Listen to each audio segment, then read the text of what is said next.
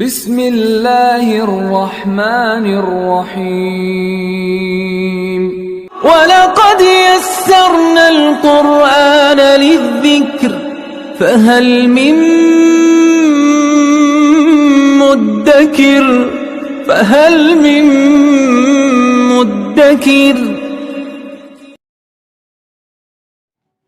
بسم اللہ الرحمن الرحیم۔ سورہ بقرہ کی آیہ نمبر 31 سے آج پڑھیں گے۔ اعوذ باللہ من الشیطان الرجیم، بسم اللہ الرحمن الرحیم۔ وعلم آدم الاسماء كلها ثم عرضهم على الملائکہ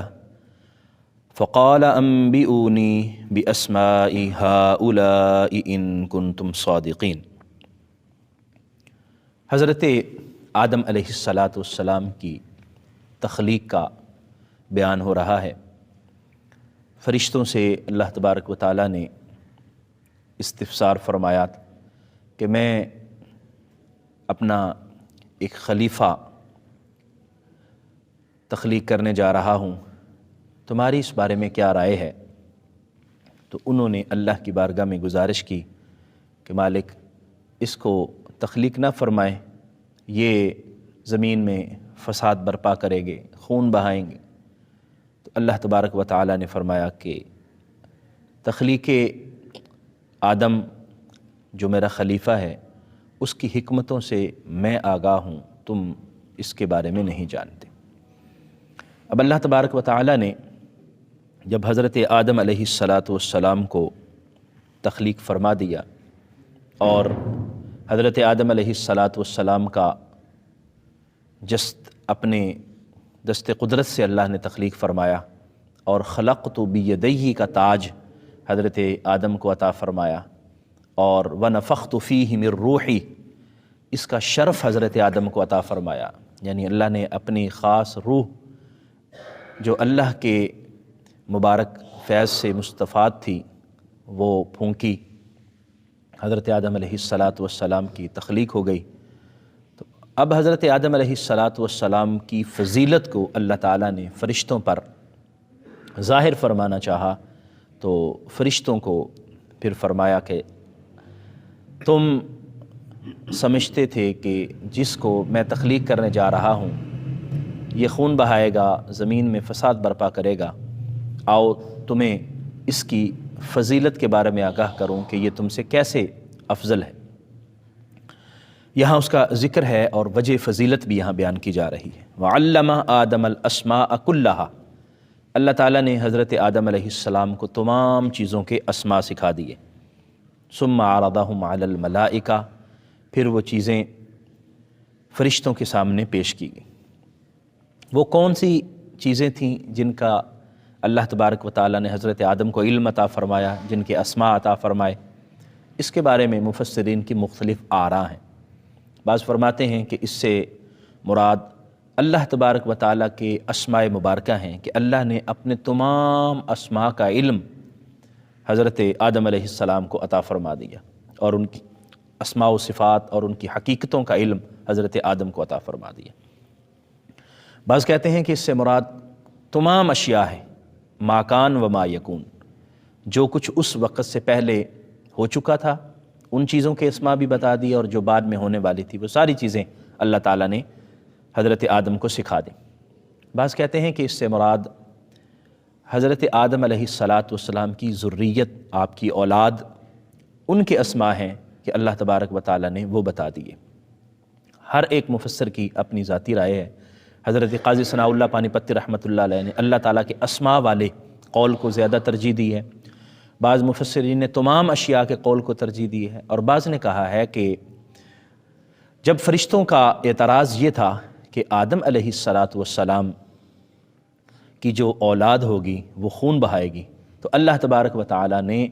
وہ تمام اسماء دکھا دیے اور فرشتوں کو بھی دکھایا کہ دیکھو کہ وہ جن کے بارے میں تم کہتے ہو کہ خون بہائیں گے وہ ایسے نہیں، ان میں نبی ہیں، ان میں صدیقین ہیں، ان میں شہداء ہیں،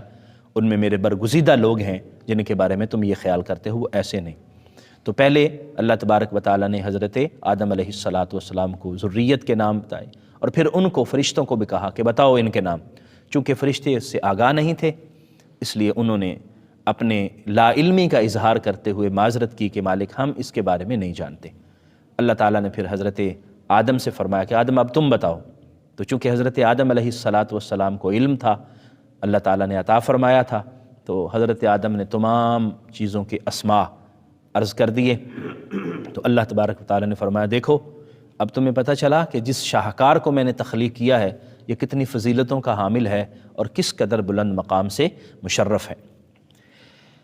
ثم عرضهم علی الملائکہ، پھر وہ چیزیں فرشتوں کے سامنے پیش کی، فقالا، اور فرشتوں سے کہا، انبئونی، مجھے بتاؤ، باسماء ہؤلاء، ان کے نام، ان کنتم صادقین، اگر تم سچے ہو۔ یعنی تم نے یہ کہا تھا کہ یہ زمین میں خون بہائے گا، تم نے یہ کہا تھا کہ زمین میں فساد برپا کرے گا، تو اگر تم اپنے اس قول میں سچے ہو تو پھر بتاؤ، ان کے اسماء بتاؤ۔ مطلب یہ ہے کہ جب تم یہ اسماء نہ بتا سکو، جب تم ان چیزوں کی حقیقت سے واقف نہیں ہو، تو پھر تم کیسے کہہ سکتے ہو کہ یہ خون بہائے گا اور زمین میں فساد برپا کرے گا؟ قالو، فرشتوں نے عرض کی، سبحانکا، تیری ذات پاک ہے، لا علم لنا، ہمیں اس بات کا علم نہیں ہے، الا ما علمتنا، مگر وہی جو تم نے ہمیں علم سکھایا، جو تو نے ہمیں عطا کیا، ہم بس اسی چیز کا علم جانتے ہیں، اس کے علاوہ نہیں جانتے۔ یہاں فرشتوں نے اللہ کی پاکی بیان کی، سبحان اللہ، سبحانکا، تیری ذات پاک ہے، یعنی تیری ذات اس بات سے پاک ہے کہ تو کوئی ایسی چیز تخلیق کرے جس کا کوئی فائدہ نہ ہو، یا کوئی ایسی چیز تخلیق کرے جو باعث نقصان ہو، جو فوائد میں اس قدر نہ ہو جس قدر ہونی چاہیے۔ تو اس بات سے پاک ہے، تو بے فائدہ چیز پیدا کرنے سے پاک ہے۔ انکا انت العلیم الحکیم، بے شک تو ہی ہر چیز کو اچھی طریقے سے جاننے والا ہے، تمام چیزوں کا علم تو جاننے والا ہے، الحکیم، اور ساری حکمتوں کا مالک بھی تو ہے۔ تو نے آدم کو تخلیق کیا ہے، اس میں اصل حکمت کیا ہے یہ بھی تو ہی جانتا ہے، اور تیرا منصوبہ کیا ہے، مستقبل میں تیرا ارادہ کیا ہے، اس سے بھی تو ہی واقف ہے، ہم اس بات سے آگاہ نہیں ہیں۔ قال یا آدم انبئہم باسمائہم، پھر رخ خطاب حضرت آدم علیہ السلام کی طرف ہوا، اور اللہ نے حضرت آدم کو مخاطب کر کے فرمایا ہے، اے آدم انبئہم باسمائہم، اب ان کو تم بتاؤ ذرا، یہ چیز جن چیزوں کے نام میں نے پوچھے اور یہ نہیں بتا سکے، اب تم بتاؤ۔ فلما انبأہم باسمائہم، اور جب حضرت آدم نے ان کو ان اشیاء کے نام بتا دیے جن کے بارے میں اللہ نے سوال کیا تھا، قال الم اقل لکم انی اعلم غیب السماوات والارض، تو اللہ تعالیٰ نے ارشاد فرمایا، کیا میں نے تمہیں کہا نہیں تھا کہ آسمان و زمین کے سارے غیب جاننے والا میں ہوں؟ انی، بے شک میں ہی، اعلم، جانتا ہوں، غیب السماوات والارض، آسمانوں کے راز، آسمانوں کی چھپی ہوئی ساری چیزیں، والارض، اور زمین کی چھپی ہوئی ساری چیزیں، واعلم، اور میں جانتا ہوں، ما تبدون، جس کو تم ظاہر کر رہے ہو، وما کنتم تکتمون، اور جو تم چھپاتے ہو، جو تم چیزیں اپنی زبان سے ظاہر کرتے ہو، ان کا اظہار کرتے ہو، وہ تمہارے نوک زبان پہ آ جاتی ہیں، میں اس سے بھی آگاہ ہوں، اور جو تمہارے دل کی اتھاہ گہرائیوں میں سرکتی رہتی ہیں، میں ان سے بھی واقف ہوں۔ ایسا نہیں ہے کہ وہ چیزیں میرے علم میں نہیں، ہر چیز اللہ تعالیٰ کے علم میں ہے۔ تو اس طرح حضرت آدم علیہ السلام کی فضیلت کو اللہ تعالیٰ نے فرشتوں پر باور کروا دیا۔ ان آیات مبارکہ سے ہمیں علم ہوا کہ اللہ تبارک و تعالیٰ نے جب حضرت آدم علیہ السلام کو فرشتوں پر افضل بتانا چاہا تو وجہ فضیلت علم ٹھہری، علم کی بنا پر حضرت آدم کو اللہ تعالیٰ نے فضیلت عطا فرمائی، اور فرشتوں کو بھی پتہ چل گیا کہ جس کے پاس علم زیادہ ہے وہ ہم سے افضل ہے۔